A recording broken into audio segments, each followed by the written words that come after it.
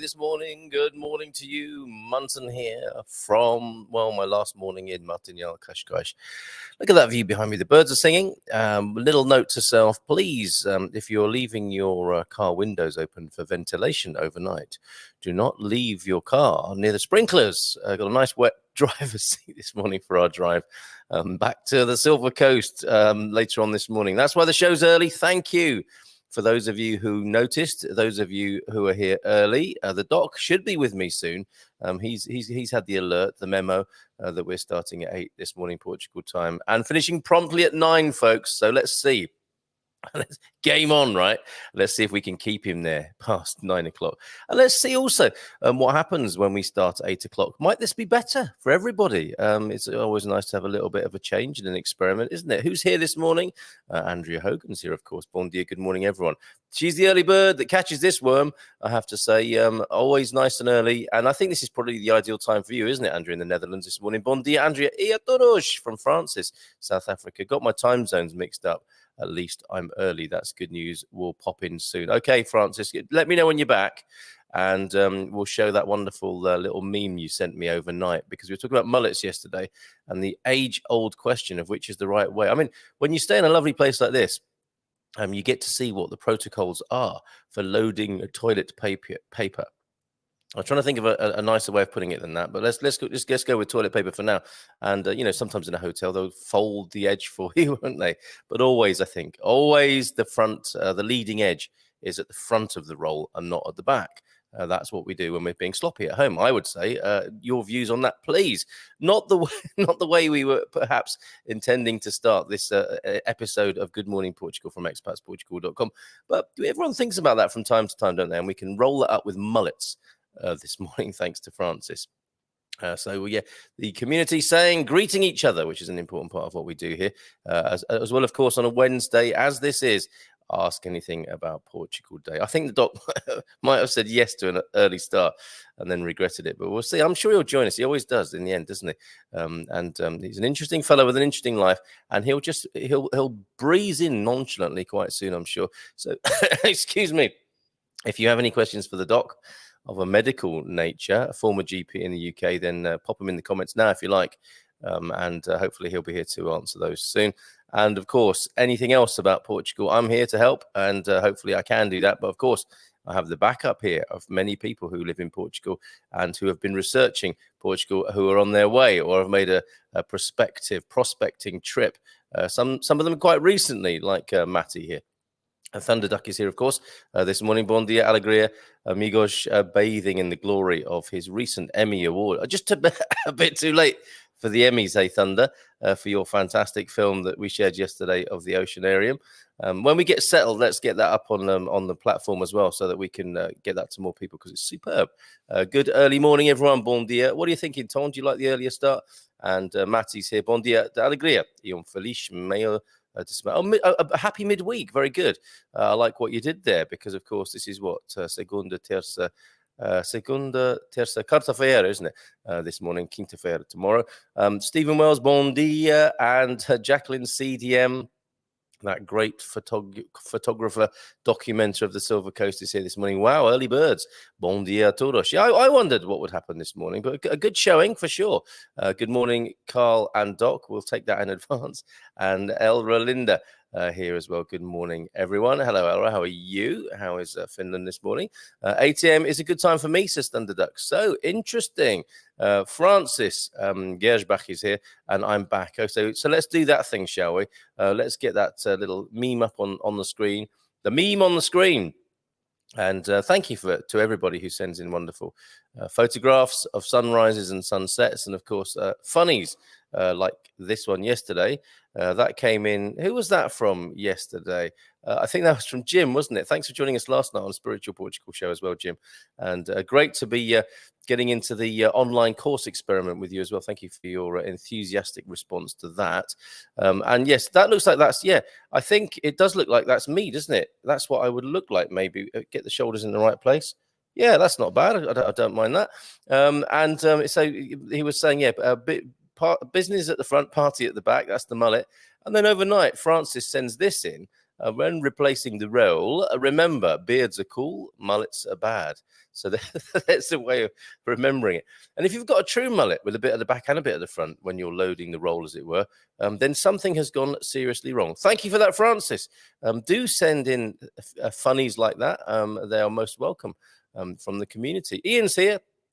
Last night, Ian, well, you're saying to me, morning, Carl, just heading to the shower. So will be a bit of a wet response. Good luck for the move. I'm muito jealous. Oh, Ian, come and stay with us. Come and visit us when you're in Portugal, and come and see us on the Silver Coast. And of course, last night, this idea about the remake of Baywatch, with you in the role of the Hoff and Victoria in the role of Pamela, is now being called Greywatch. No offense, but that's what Victoria said last night. So the remake of Baywatch, Greywatch, to be made in the Algarve. We're just looking for a producer for that, i.e. a financial backer. I'm very happy to write the script, laced with innuendo, so maybe some other. Maybe we should have a team of script writers. I'm sure we've got the talent here to do that. So watch out for Greywatch coming to a beach near you in the Algarve. Maybe we'll get Paul Richards in as the visual director for this. Bon dia from Mark. Hello, Mark. How are you? Good to have you here this morning at this earlier time. Sandra Marks Webster. Bon dia, Carl. I'm thinking, oh, look, morning. Are we on Spanish time? No, that would be tomorrow, wouldn't it? No, Paul, are you up for being the visual director on Greywatch? I think people seem to be liking this, and maybe even the doc likes it. He just popped onto the into the green room, and now just pushed him straight out on stage. Good morning to you, Mr. Thompson. How are you? Morning, Carl. I'm sorry I'm late. De nada, não faz mal. Some issues, but there we are. It's very good of you to be here at all. As I often say to you, I'm very grateful to you, as are people who are ready to speak to you, I think, this morning. The doctor will see you now. Next patient, please. Well, yeah, we can create that sort of virtually here, can't we? That nervous. Let's look at the comments as the kind of waiting room where people are coughing or trying not to cough, and that rather awkward scenario that you have in the waiting room that you probably won't know a lot about, Andy, because you're behind the door somewhere down the corridor, aren't you? And your wonderful gatekeeper receptionist is keeping things in order out front there. What's that like? It's bizarre because people often have two relationships at their doctor's surgery. They have what's normally a reasonably good relationship with their doctor, and what's often a very tense relationship with the front of house staff.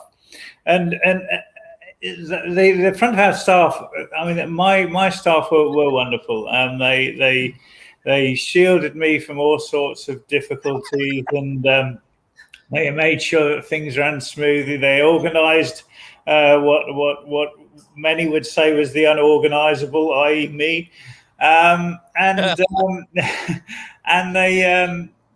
But sometimes, occasionally, things would reach fever pitch. Probably once every couple of months, someone would really kick off, and I would have to go out and pour oil on troubled waters, or intervene when my staff, from the best of intentions, perhaps weren't getting it quite right. So yeah. Oh, interesting. And what was your technique? Yeah. No, I was a good. I was quite diplomatic, unlike now. Well, actually, I've always been undiplomatic generally, but in my professional life, I was pretty diplomatic with patients, at least. Yeah. The word patient is so interesting because you have to be patient to be a patient, don't you? And wait to recover. What is yeah, increasingly so. Nice. See what you did there. What's the derivation of that then? Why are patients called patients? That's an exceptionally good question, Carl. And as you know, I'll probably find out before the end of the show. We will leave that hanging there, like the front of the toilet roll that we were talking about before you arrived. We were dealing with the big issues of the day, which you may have a view on, prompted by this visual that came in. So we were talking about mullets yesterday, and of course, I have to ask you if you've ever had a mullet. But beards are cool, mullets are bad. So that's the way to hang the toilet roll. So it needs to be at the front. As if I take that comment out the way, you'll see that. And I think most people would agree with that, apart from the rebels and the renegades, who I think intentionally like upsetting people in this way. And more talk of this in the comments, unfolding, to use a paper analogy. Always in front, says Matty, makes grapping the edge easier. You make it sound like a real extreme sport in there, Matty. But in my Portugal home, I will replace the toilet paper with a bidet. Better for the trees and the earth in general. Yes, you have to. Yes, sometimes we are forced to change our habits here, aren't we? And if this is a rather indelicate subject, perhaps at this earlier breakfast time, but sometimes the disposal of the paper in a receptacle or bin, and then the bidet treatment thereafter. Who's made that? Who's happy to put their hands up? Actually, not right now, but metaphorically only. And say they've made that transition to the European way. You Brits and Americans may or may not have made that transition, and you may or may not wish to say so. Bon dia from under the duvet. So midlife crisis. This is a new time, and I think it is suiting some people. We are still in bed. So people are quite happy to share the details of their personal lives. Have you wet yours? That's not why I got up early. And I'm not. You're not the only one saying that, Nigel. That's interesting. John Rooney's here as well. Lovely green mankini, John. Are you hireable as a cocktail waiter dressed like that? I'm sure you could do a lot of business around the Silver Coast in that outfit. What would the doc recommend for wind? Go on, let's do the classic, shall we, Doc?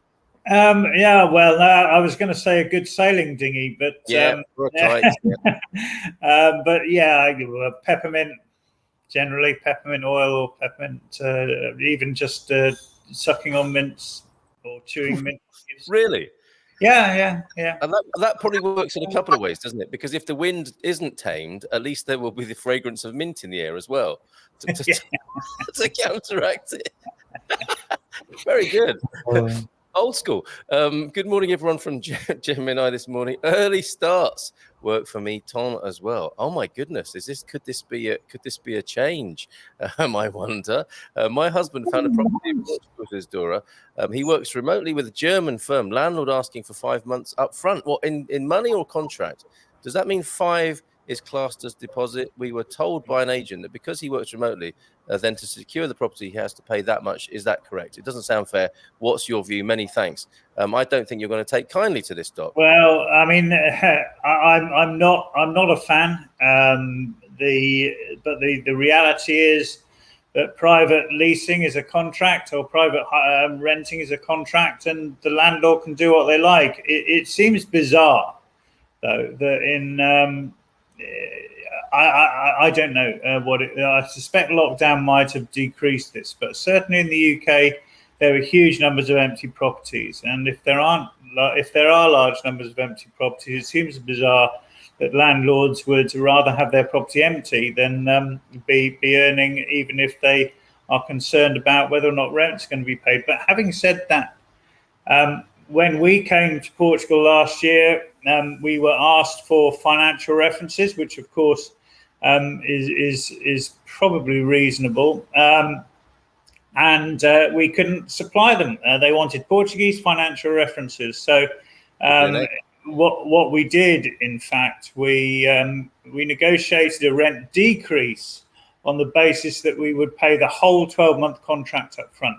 We were in a position to do that. But we did negotiate quite a reasonable decrease in the rent on the back of paying the 12 months up front. There is a point of view in terms of deposits. Let's just move on to deposits. That in Portugal, it's difficult to get your deposit back. And all sorts of reasons will be used. So the important thing is that the other end of the contract, to make sure that the property is in the same or even slightly better condition than when you left it, so that when they come back with arguments, you can say, but I did this and I did that. And of course, people will tend to improve properties they live in. We moved into a place that had a tower rail that was totally unserviceable and falling apart. And even with my one hand, I was able, with simply by purchasing a 50-cent nut and bolt from Leroy Merlin and judicious use of a drill to secure it, and it hasn't needed tightening in the last 12 months. And there we are. Do you know what? You and John Rooney can make a fortune on the Silver Coast. Him in his green mankini doing cocktail parties, and you with your judicious use of an electric drill. And don't tell them what the nuts cost, because that's part of your markup, Doc. If you DIY Doc comes around and sorts out your house as well as your health, fantastic. Some good points there, and I have to say that my experience of Portuguese landlords has been excellent. And there is, again, it's a cultural thing, because I think sometimes where people hide behind contracts in other cultures so you don't have to have awkward conversations, Portuguese people sometimes don't mind having what seems like an awkward conversation. Would you agree? So you can say, look, no, that's not right. And they'll say, well, okay, fair enough. How about we do this? And it becomes the basis of a conversation rather than a matter of offense necessarily.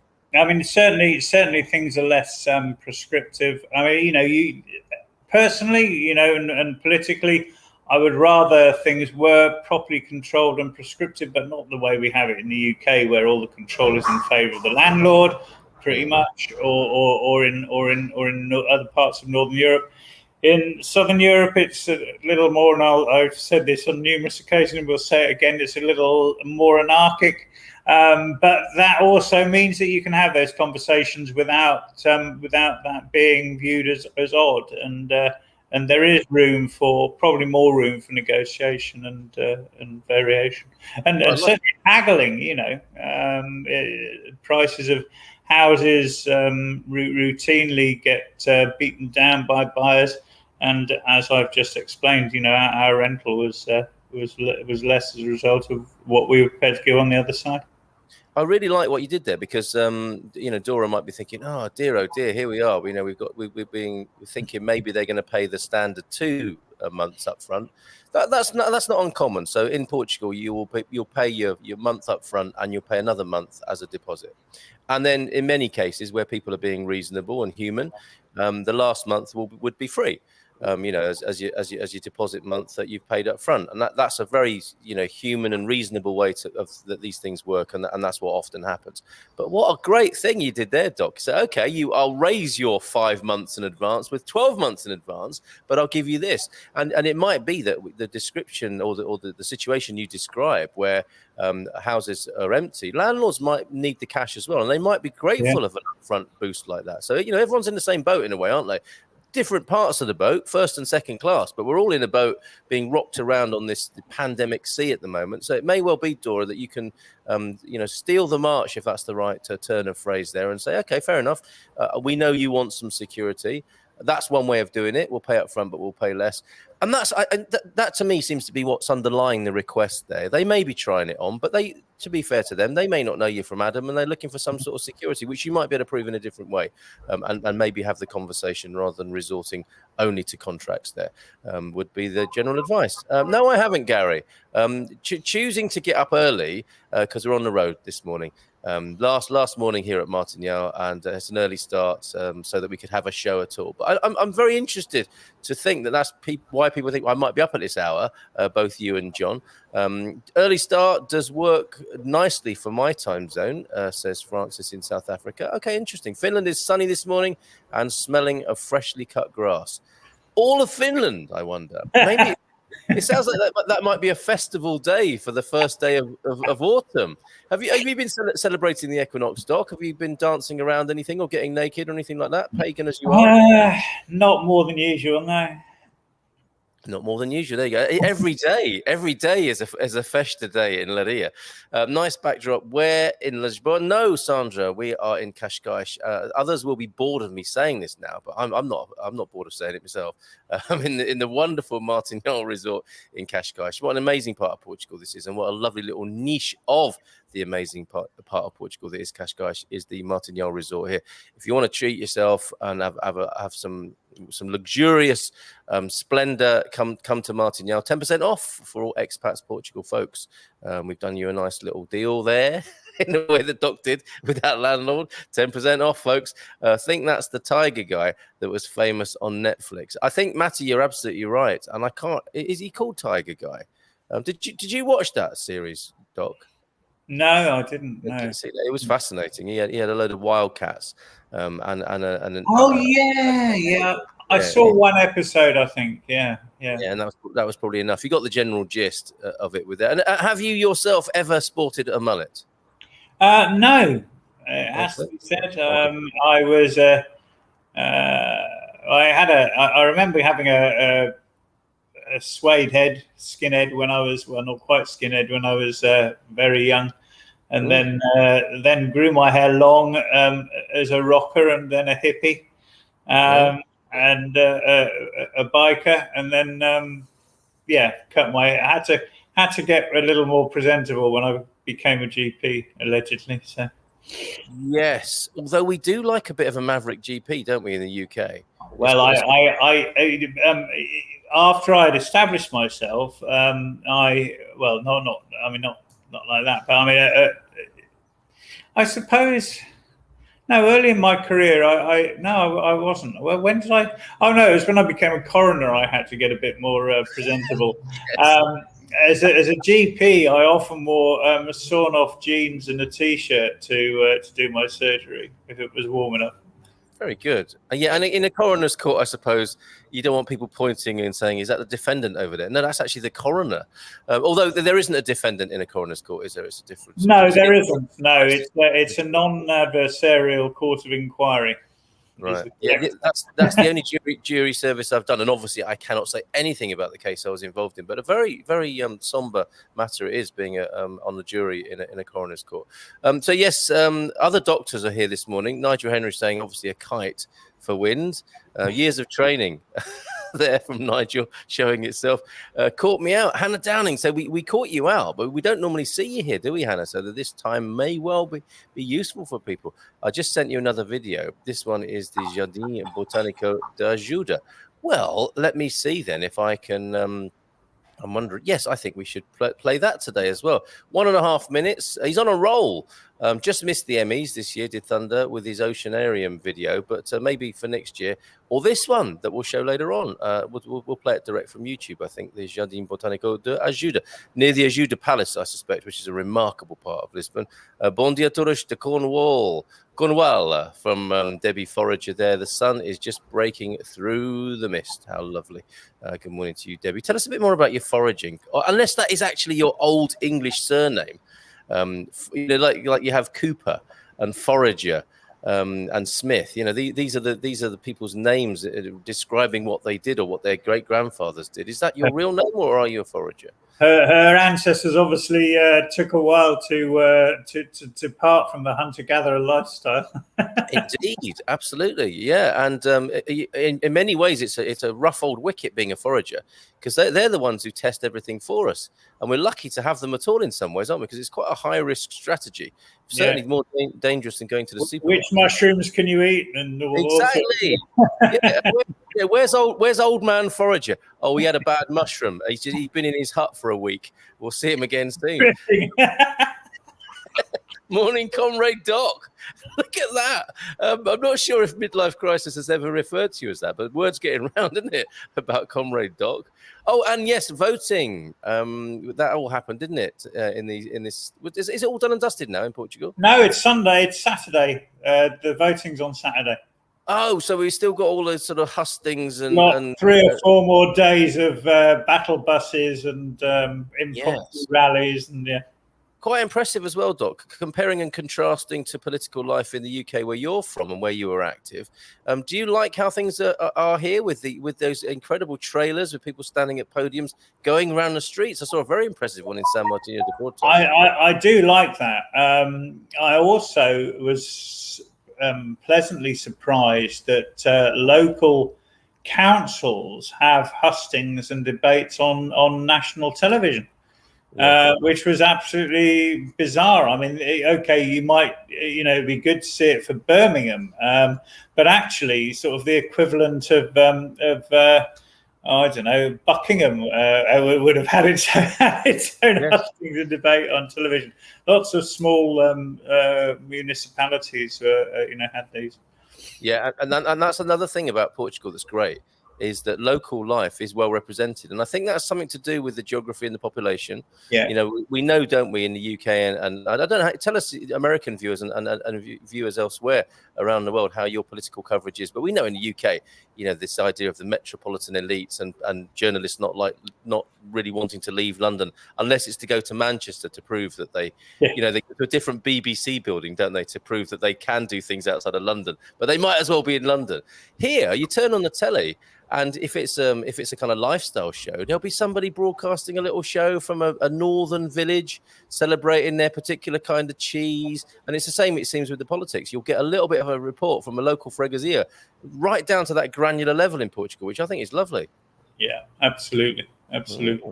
Okay. Our B-Days standard. We're all over the place this morning, but that's nothing new, really, is it? Tiger King was that gentleman's name, and Mrs. M thinks that might suit me. The blonde mullet. She's over there having a luxurious breakfast while I'm working my fingers to the bone here. The blonde mullet style might suit you too, she says. I wonder if she's winding me up there. And Tiger King, thank you, Francis, for that. And we will talk about B-Day's toilet roll and any other, probably quite a lot of B-Day action going on that's being spoken about this morning. Surely Baywatch should be on the Silver Coast. I think we said it before you were here, Doc, and you can have a part in this as well. Baywatch is being remade here in Portugal by Ian Turner, who will play the Hoff, and Victoria Benson will be in the role of Pamela Anderson. Do you want to be a buff lifeguard in that? I probably, I'd love to, but I don't think I can do the job these days. Get the big tyres on for that role. You need those big bad boys, don't you? Absolutely. And Thunder saying, good morning, Doc. I missed that, actually. So it should be on the Silver Coast, not the Algarve. Of course it should. I'm up for that. Let's do it in San Martino de Porto. That'll be great fun. Even if we all just meet there for the day and Thunderduck comes along with his video camera, and he's got a slow motion setting, isn't he? So good morning, Doc. And we can see all sorts of bits bouncing around, can't we, at our age, as it goes into slow motion? It's going to be great. Doc, planning to see Eric on Friday in Coimbra. Fantastic. How about that? So Eric's about in Coimbra. Good job. Yeah, we'll talk offset. Yeah. Okay. Can I be an extra in the film Baywatch, please? Well, Jacqueline, it's good news. It looks like it's moving to the Silver Coast anyway. It's going to be right on your doorstep. And I think we need a cameo from you and the yoga group, the meditation group. So it pans slowly to the meditation group in a little dune in the San Martino Bay there. Of course you can be in it. More than an extra, you can have a starring role. And put your hands in the air. Did some music start? Why is Matty doing that? I wonder. I thought a B-Day was for washing your socks in. Been using a B-Day hose for years. Oh, my word. There's some very personal admissions coming in this morning. People wash all sorts of things, I think, in B-Days. Totally a B-Day convert. Nothing like a clean, sparkling bum. What I really like, I don't know if you've come across them installed at all, and I haven't, but in Leroy Merlin, they have a toilet with a built-in bidet. So, you don't have to transfer your backside to porcelain experience to another appliance. You just switch on the button and warm water gets jetted at you from all angles. So I've gone silent because I will allow everyone else for a moment to visualize and enjoy that.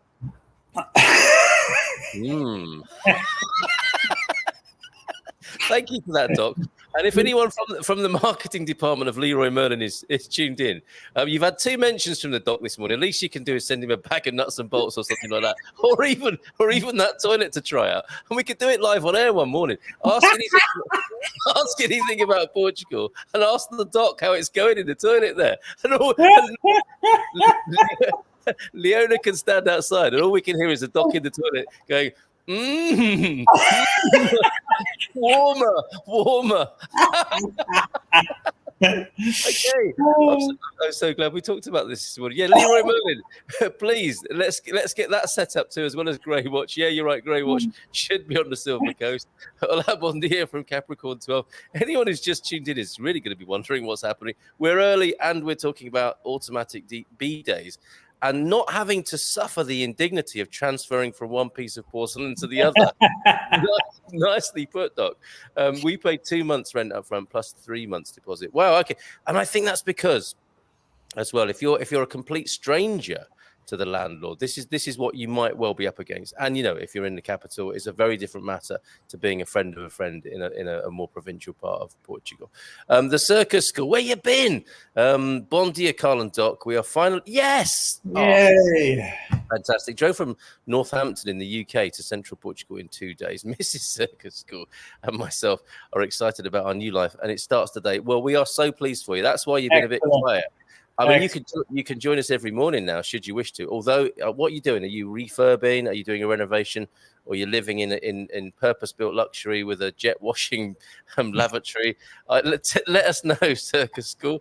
Elrolinda, it was not exactly jet wash. That could be a little bit painful, couldn't it? Donna, although some people would pay good money for that. Donna, it should be stated on the written contract exactly how much is a deposit. Absolutely right. Yes. So if you are going to enter into anything a little bit unusual, and these things are covered by Portuguese law, and Doc alluded to it earlier on, it is more in favour of the tenant in many ways in Portugal than it might be in other countries. So that's good news. Yeah. But if you are going to enter into anything a little bit different, a little bit off-piste, make sure it is in the contract, and so that everyone can see what's going on. Offering to pay 12 months up front to get a lower rent is a great idea. Yes, Doc. And was that your own idea, or did you pick that up from a forum or something? No, it was my idea. I'm always a good negotiator. And a lateral thinker. The Circus School, congratulations on the PT arrival. Is it temporary or final? Yeah, I was wondering that. I think it sounds quite final, doesn't it? And excellent to me. Circus School, fantastic news from Mark. Andrea, that is wonderful news. Congrats. This is the sort of thing we love to celebrate here in the morning. Did I see that Doc is moving closer to my manor, Pombal? So we'll go to our society section now. Movements within Portugal among the who's who of the expats. What's going on? Dare you say, Gary, to Gary, what your movements are? Well, after the B-Day conversation. Yeah, exactly. Yeah. Well, let's say we are in advanced stages of negotiation on purchasing a property between Pombal and Figueira da Foz. Very good. And now an authority on the area, I suspect, as well. So if you do want to know anything about... know the local history already. What have you discovered, Doc? It's a fantastic place. So this is on the south side of the Mondego estuary. And there are a couple of interesting archaeological artifacts, one being a Roman bridge and the other being a tidal mill. And I think it was 12 millstones and wheels it had. And the way this worked was when the tide came up, it filled a big basin of water. And when the tide came down, then the water was allowed to flow through the sluices and it would turn the wheels. And the 12 millstones are still there, along with a building with 12 holes in either side of the wall, the building. So one at this wall, one in the other wall, where the shafts for the wheels went. There's an early B-Day prototype there on a smaller scale you're talking about as well, isn't it? Yeah, absolutely, yeah. River-fed. They still produce salt there. The salt pans of the Mondego estuary are still producing salt that you can buy at the roadside. That was news to me. I was in a place called Salinas, which is a clue to its salt production. And this is not far from, where was it? Rio Maior. And I'm thinking salt's normally made near the sea, isn't it? But these are salty estuaries, are they not? Or maybe ancient salt beds, long gone and far removed from the sea. And this Salinas, what an amazing place! If you get a chance to go there near Rio Mayor, buy a bag of salt, have some excellent barbecue chicken as well. Well, yeah, salt did come both from historically came not just from coastal areas, but also from salt deposits. So hence you had the salt mines of Siberia and salt in North Worcestershire. There was a big salt industry in North Worcestershire in the Middle Ages. And there you go. A pronunciation. Yeah, for Americans, the place of the Worcestershire sauce. Yes, well, indeed. Not an easy thing to say, or as you might say, Worcester. Worcestershire. Yeah. Yes, indeed. So Worcestershire is what we say in the UK. And when you were talking about two ancient Archaeological. Yeah, I thought you were talking about your lunch with Eric and Gary again.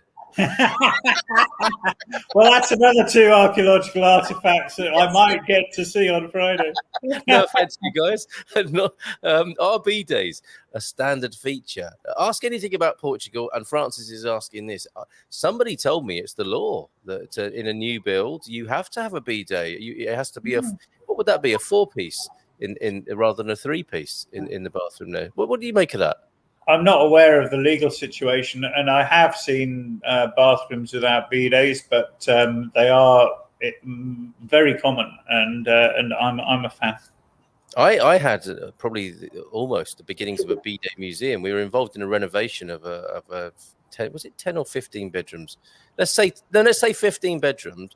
Pension, an old one that had been empty for 10 years, and it was so delightful. It was so charming that each room had pretty much just enough space to sleep, swill your face in the hand basin, and have a bidet there, and you were separated from your companions by a shower curtain.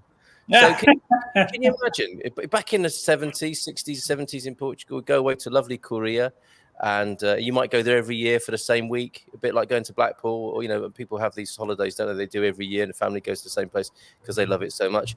And you would just say to your companion or companions, "I'm just going to freshen up," and you would pull a plastic curtain across, and then people would presumably whistle or pretend to be reading a book or be interested in something else on the other side of the room while these ablutions were taking place. Quite amazing. But I stripped a load of them out, and we ended up with what could have been, Portugal's biggest bidet collection. Yeah.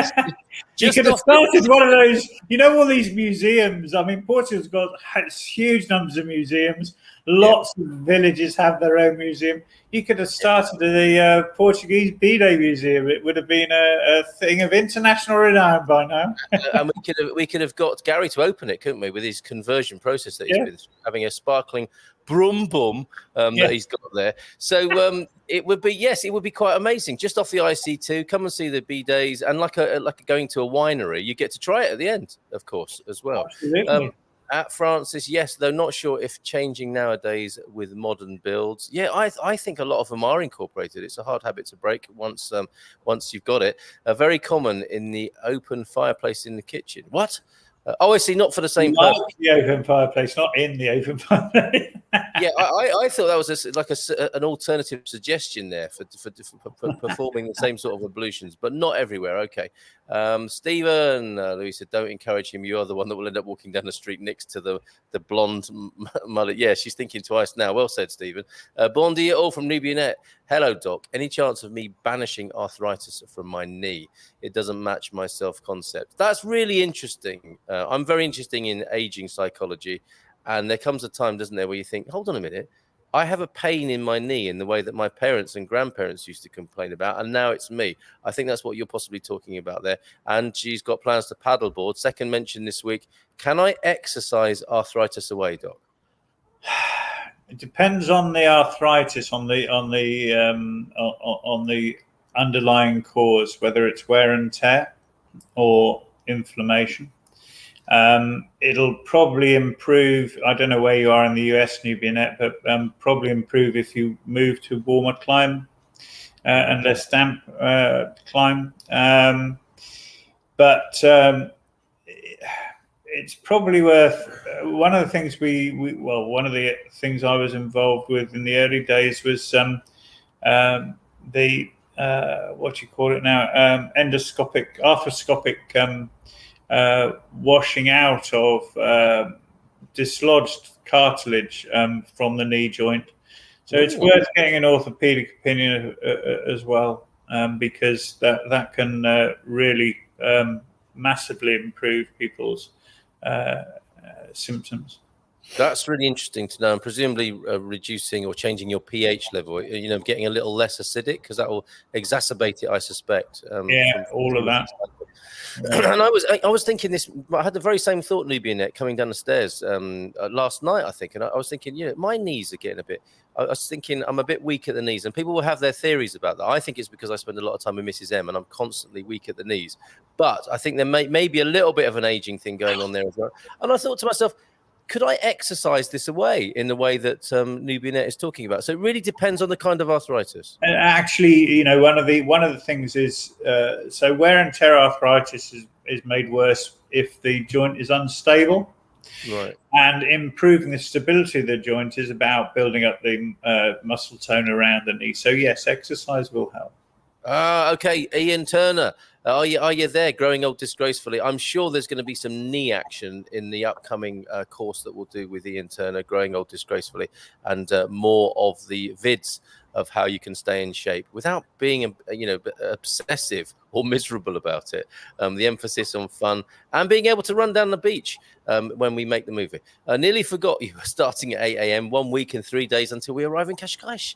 I'd recommend it, but you probably know it anyway already, Patricia. Isn't that lovely news? 1 week, 3 days, Victoria. I think down to 8 days. Got the countdowns. Got Circus School already here. This is fantastic. Good morning from Andrea Rolaviera. Is that the same? No, it's not. That I do beg your pardon, Andrea Rolaviera. Do we know you already? Not a regular. Maybe an occasional visitor, but lovely to have your company regardless. How do you go to vote, says Andrea? So if it'll be too late now if you haven't already registered. You have to have registered 2 months prior to election day. You register at the Freguesia. Yes, well said. And any resident is entitled to vote in local elections. If you're a European national from another European country, you can vote in European elections as well. And if you're a Portuguese citizen, you get to vote in every single one of the country's elections, and that includes president and members of parliament. In order to vote, you go to your local freguesia with your identification, and I will take my my registration document with me, although it's not necessary. The electoral registration document. I had a huge problem registering to vote. It took, I think, 5 months of backwards and forwards between the freguesia and the consulate and the interior ministry. But eventually they all held their hands up and said, yes, you have to be allowed to vote. And yes, here you are. Send this man through. At times you must have said, what the freguesia is going on here? You got there in the end. There you go.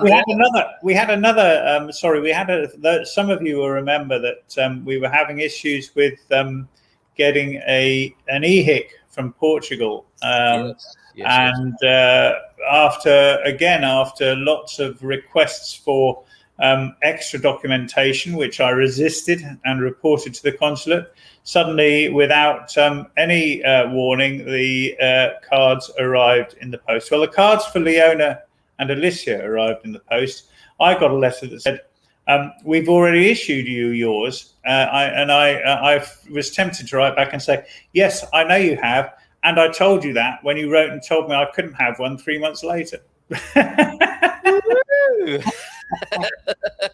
We're all sorted now. Yeah. All right, fantastic. There you go, Andrea. I hope that's helpful. Good morning. On a train to Faro from Ericeira part of the world to see my son from the UK, who was there for a week. Not seen him for 2 years. Isn't that amazing? Won't that be a wonderful reunion? People's faces may have changed in that time. Isn't that interesting to ponder and consider? I don't miss those times before elections.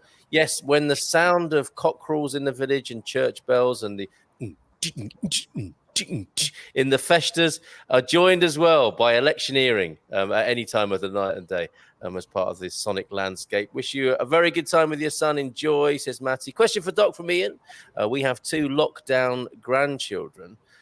And there's a phrase we never thought we'd hear or ever wanted to hear. But anyway, one is recovering from erythema multiforme, and the other has also had a couple of nasty infections. Are lockdown babies more susceptible? Interesting question, Ian. Oh, yeah, difficult to answer off the top of my head. So, yeah, I suppose the very early part of life after you're born is about coming across germs and becoming, the immune system being primed to resist them. And I suppose it's possible, I don't know, but it's possible that there may be something going on there with less immune challenges because of the isolation that we all went through, and some still during lockdown. So possible, but I couldn't answer that with a scientific certainty. I mean, and this is the kind of everyman view of immunity, isn't it? That you need to sort of expose yourself, and it's a truism, isn't it? It's true. It is true. It is true. That certainly the immune system does develop very rapidly after birth, because you go from being in what is effectively almost a sterile environment to being swamped by this invasion of your immediate personal integrity.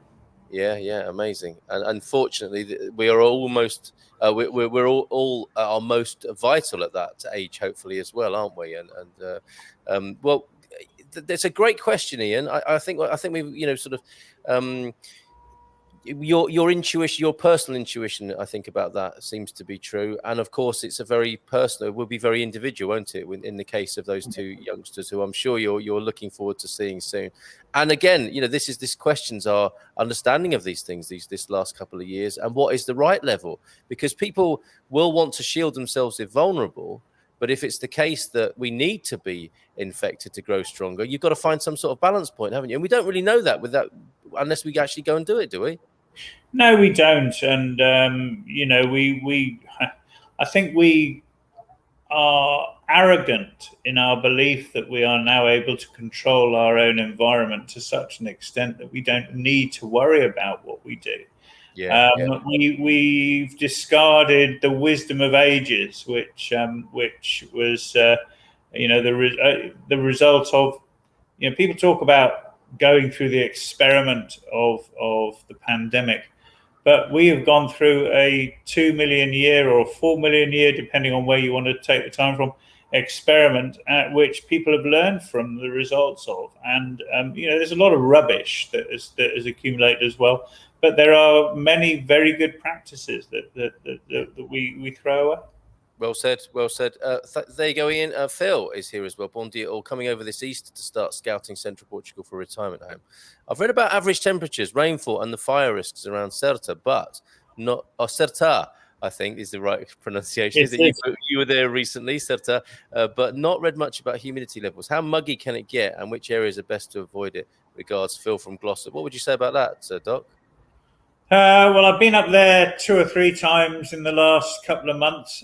It is gorgeous. It has been dry on occasion. It has been quite muggy on occasion.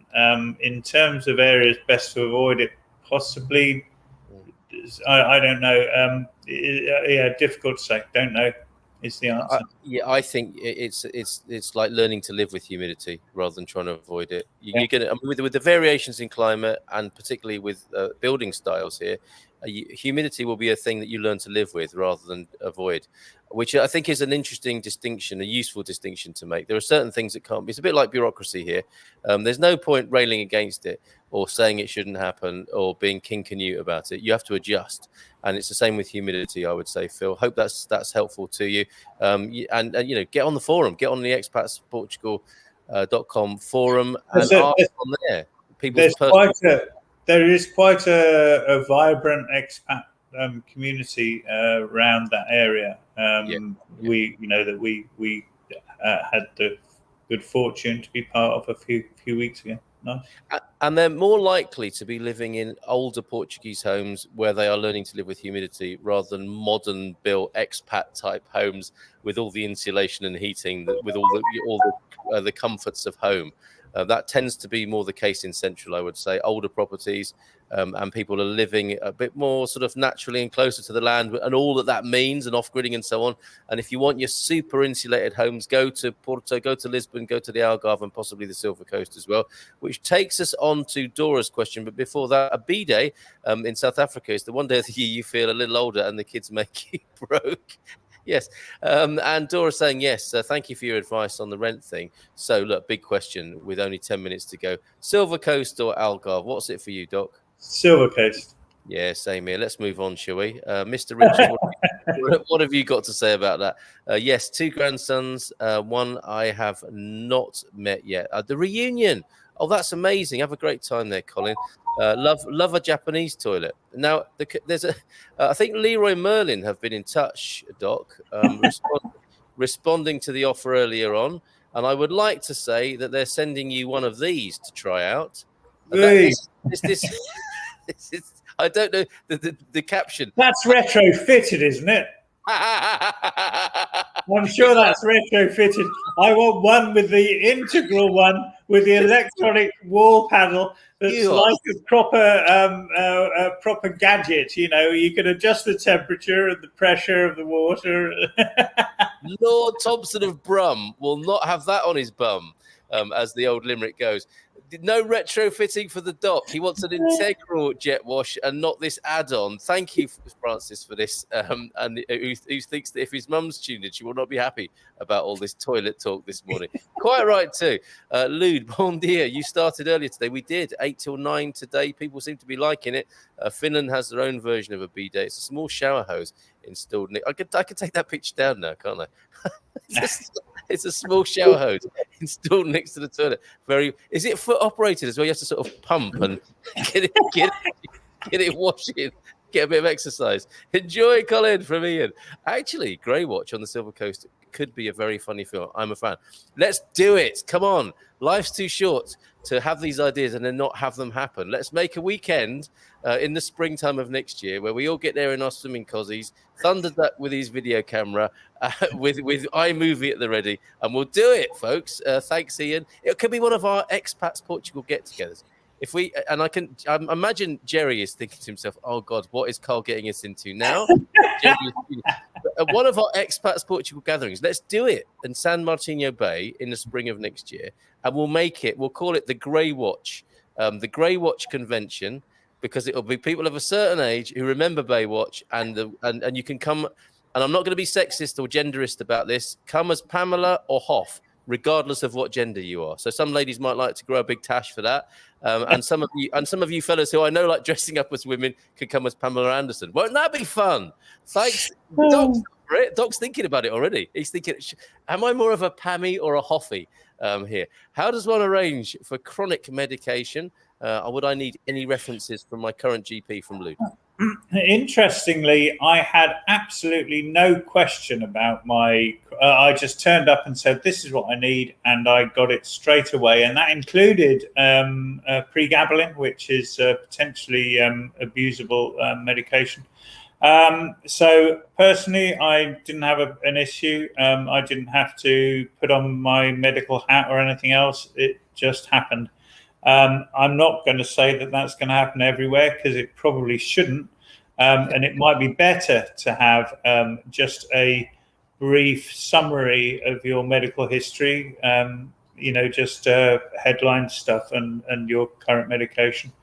That's what I would recommend. That's what I actually had with me and didn't need. Pregabalin. What a name for a medication. That's how I feel before the show, pregabalin. Hola, bon dia. We have a busy day ahead battling bureaucracy Forza! So a couple of drinks tonight, I am sure. Well done. Take it. Yeah, be Portuguese about it. Take it in your stride, Paul. It's part of the scenery, as you well know, of course. As an ileostomy bagger with Crohn's life bliss, no toilet roll, no mullet, no beard, just 3 days stubble. What? Your fault. This metaphor is getting very complicated now. Your fault for the stubble should be in the shower now. Oh, I see. So you've grown a beard whilst watching.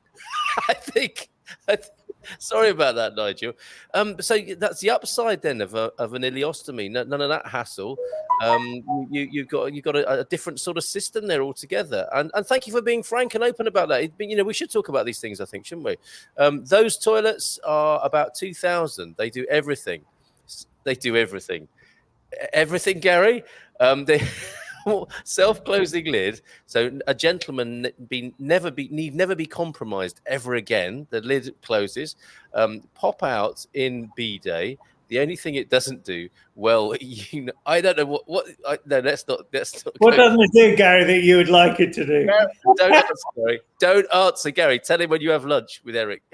Pombal, that's where I will live in January. Doc, you'll be my neighbour, kind of. Well, don't let that put you off, Matty. About 20 minutes away, probably. That's their property prices have dropped now.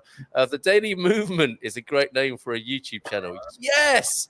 Never mind about Good Morning Portugal. Welcome to the Daily Movement, everybody. A very open... We open our vowels and enunciate correctly on the Daily Movement. We are here forever now, Circus School. Yay! Our house nearly has the new roof finished, so we're going to the house in a minute to see how they're getting on. We are close to Coimbra, so may drive there today too. Fantastic. Great news. Pictures, please. So this is going to be a new start time. And where are you moving to? So to the Silver Coast. That's why I gave the old Algarve short shrift there. And that's why I want Baywatch to be in San Martino Bay. Doc, you crack me up, says Nigel. Patient. It's all part of the service. Patient. Yes, it does. Yes. Sorry. I found that out. I was meant to mention it and then I forgot. All right. Look, account confirmed. We know who you are. I do. Patient from Latin, patiens, meaning to sit there. Bless them, eh? And lots of love to my mum, who's recovering from a knee op, and I'm looking forward to her being with us for recuperation in a warmer climate here. Quite amazing. She had a knee operation 10 years ago, and she's gone for a second one, and is recovering now, and she's loving her experience. So despite the setbacks of the NHS in the last couple of years, managed to get her knee operation, and it's been done, and she's just coming round for that. So lots of love to you, Mum. She used to be, going back to those gatekeeper receptionists. She was a receptionist for a dentist. And she, like 5 foot Chinese woman, she would take them all on. Anyone who got a little bit lippy in the waiting room there, you shut it. And they did. These great big fellas in Notting Hill, Doc, who was kicking off. They're in agony with their teeth. They get a bit grumpy. She put them in their place and kept the peace out front there. So lots of love to you, Mum. See you soon, I hope. The water pressure is much higher here in Portugal than in the UK. We know where this is going. Make sure the control valve is turned down on the old foot bath. Unless you want an awakened experience in the morning, all part of a Fatima pilgrimage. You can bless yourself every morning. Nubianet, see me when I'm in Portugal, says Matty. The pain therapy I do has different view of arthritis than the regular medicine and ways to help, although it is not working in every case. So there you go, worth a try. Yes, Carl, you could. Is that the mullet? Is that the B-Day? I don't know. We took out 7 B-Days when we arrived. One was chocolate brown. Well, that's kind of convenient in a way, isn't it? Yeah, it's very practical. Oh my goodness! Look, we've got 2 minutes to go. B-Days. What? You're early. What's occurring? What's occurring? Another fab day here on the base. See you soon, Valerie. Don't stop it, you lot. This is taking a turn for the worse. Now, hola, bon dia, comrade from the Republic of California. Hank's here as well. Nubianet, my wife found out she was lactose intolerant and since dumping the dairy product, she has noticed a perceptible change in her arthritis. Fantastic. Fisting for you from Hank. Who is the best private medical people in Portugal? Would you know the answer to that, Doc? No. Public all the way. Whole leaf aloe vera for joints works really well, but I ended up with half Oxford new knee works great. Whole leaf aloe vera will keep you on the B-Day as well. He's a bloody bionic man, is Nigel Henry. No harm in taking out B-Days for the property you want to buy. Taking out bidders or B-Days, I wonder. Hey, Andy, are you in your new place yet? Okay, I am a bit concerned that the politicians here can't read. I'm basing that on the number of junk emails I've had in my mailbox that is clearly marked now publicidad. Valerie, they just want your vote. What could be the possible cause of frequent stomachache in the morning that diminishes after you're up and about for a while? Asked Gary Austin. For a friend or for himself? Who knows? Well, it depends. I need to know more about that. All right, you got to have lunch, you guys. Lots of things could have. All right. So if you want an informal medical consultation, just invite the doc out for lunch. All paid. It's got to be a good one though. All paid up and in the park with the kids. Mrs. M is giving me my marching orders. We're all done here. We've got to get on the road. Louise, I'm wishing you a safe and relaxing ride home later on after the Good Morning Portugal show. What's the best beer in Portugal and why is it Super Bowl? Doc, Sagres all the way. Doc, can you tell me about your specialities as a GP and doctor and your doctor training areas? Very briefly, asthma, drugs, medical legal stuff. Okay, all right, folks. I'm so sorry. It is 9 o'clock, and we do have to stop it there. What I might do is play this again in the next hour, so that people who turn up at 9 o'clock thinking it's the normal time will see a show that's going on, and will be really confused by the comments about B-days and mullets. Doc, you have been amazing, as ever. Have a good day, says Lou. Thank you for all the lovely wishes there. And thank you for your thanks and all of that. And thank you especially to the doc. Let's go out with this wonderful video then that we've had in. We had the Oceanarium yesterday. Today, we're going to have the Jardim Botânico de Ajuda. Thank you to Thunderduck for this. Your browser can't access your screen. Try capturing a different... Oh, my goodness. Okay. We're in trouble now. Let's see if we can do this. Let's give it one more chance. And if it doesn't behave, we're going to give it a miss and we'll do it tomorrow. Jardim Botânico de Ajuda. And I think we have got it this time. By Jove, we have got it. So we'll play that out. Cheers, Doc, and we'll see you soon, mate. Thanks, everybody.